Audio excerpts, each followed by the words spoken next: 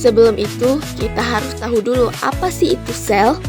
Sel adalah bagian terkecil dari makhluk hidup yang secara struktural dan fungsional menjadi unit dasar kehidupan. Yang pertama kali ditemukan oleh Robert Hooke pada tahun 1665 dengan mengamati sayatan gabus di bawah mikroskop. Dinding sel. Dinding sel pada tumbuhan sebagian besar terbentuk oleh polimer karbohidrat, pektin, selulosa, hemiselulosa, dan lignin.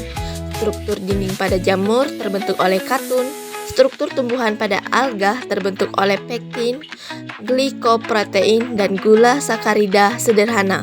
Struktur dinding sel pada bakteri tersusun atas peptidoglika, suatu glikoprotein.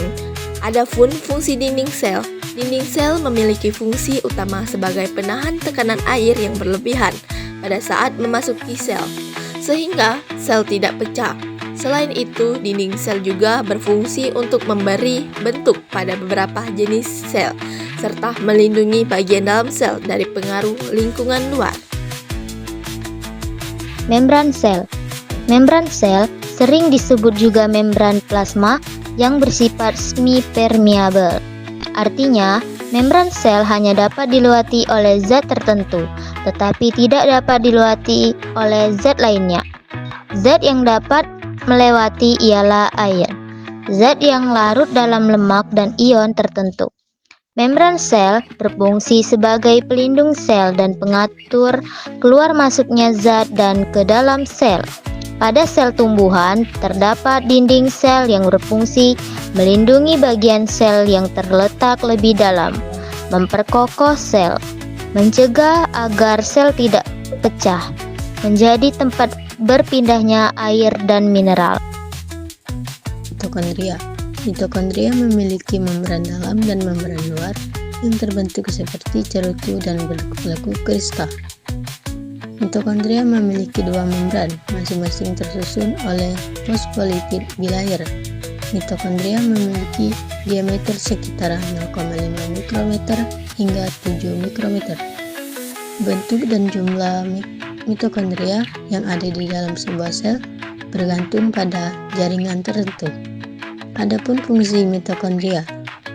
Di dalam mitokondria berlangsung proses respirasi untuk menghasilkan energi. Mitokondria berfungsi sebagai penghasil energi sehingga diberi julukan powerhouse atau pusat pembangkit listrik. Deskripsi struktur nukleus. Nukleus adalah organ yang terbesar, dilapisi membran inti yang berpori atau eukariotik. Pertukaran materi nukleoplasma dengan sitoplasma. Ada nukleus TMP bentuk dan matangan RNA ribosomal. Fungsi nukleus adalah kendalikan proses metabolisme simpan gen dalam bentuk DNA, atur ekspresi gen tempat terjadinya replikasi transkripsi DNA.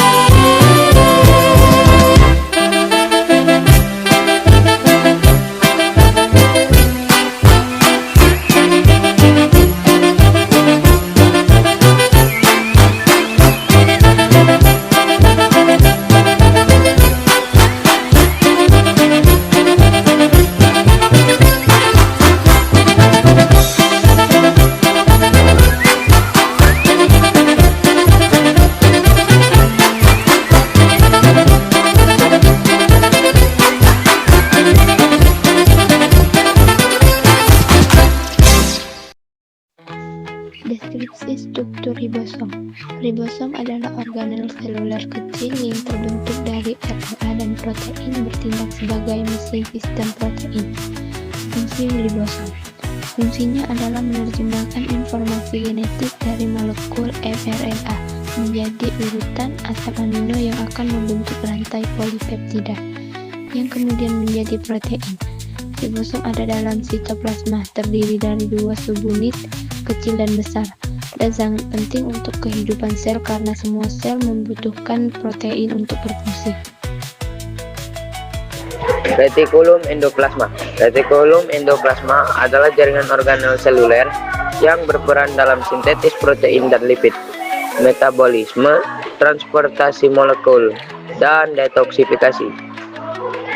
Retikulum endoplasma terdiri dari 2 RE. RE pertama yaitu RE kasar atau RRR yang memiliki ribosom dan tugas sintetis protein, serta RE halus atau RL yang tidak memiliki ribosom dan berfungsi dalam sintetis lipid steroid detoksifikasi.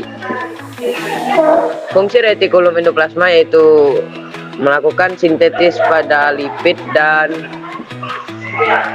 protein serta metabolisme karbohidrat pada sel hati. Produk pertama hidrolis glikolen adalah glukosa, fosfat, dan enzim. Badan Golgi. Badan Golgi dapat disebut juga dengan nama aparatur Golgi.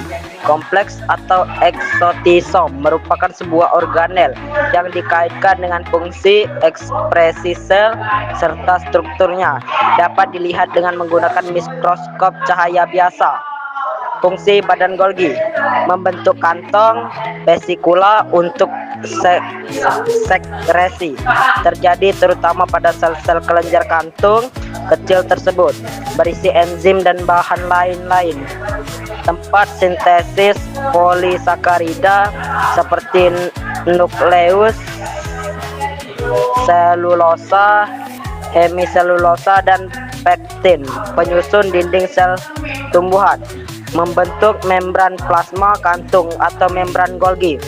Sama seperti membran plasma kantung yang dilepaskan dapat menjadi bagian dari membran plasma. Lisosom. Lisosom adalah organel seluler berbentuk kantong terikat membran yang mengandung enzim hidrolitik untuk mencerna materi asing dan komponen sel tua atau rusak.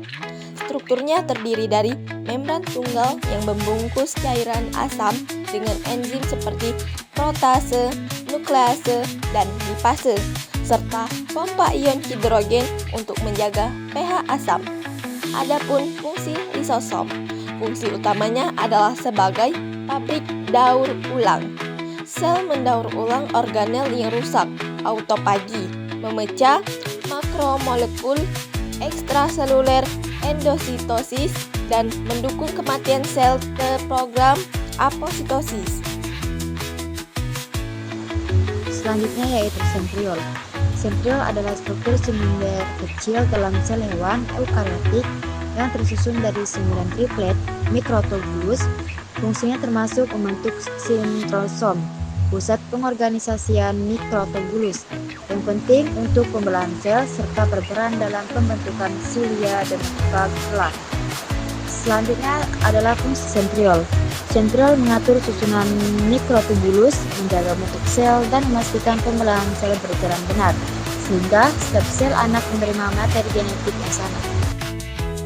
Vakuola adalah organel sel berupa kantung membran yang fungsinya bervariasi, mulai dari penyimpanan air, nutrisi, pigmen, hingga zat sisa dan racun, serta menjaga tekanan turgor pada sel tumbuhan. Fungsi vakuola yaitu menyimpan zat, mengatur keseimbangan air dan tekanan turgor pada sel tumbuhan, mengelola limbah, melindungi sel, dan berperan dalam pertumbuhan serta metabolisme. Kloroplas. Kloroplas adalah organel sel tumbuhan dan alga yang berfungsi untuk fotosintesis, yaitu mengubah energi cahaya matahari menjadi energi kimia berupa glukosa dan oksigen. Adapun fungsi utama kloroplas adalah sebagai tempat berlangsungnya fotosintesis, di mana energi cahaya matahari diubah menjadi energi kimia, gula dan ATP. antioksida serta melepaskan oksigen sebagai produk sentimen.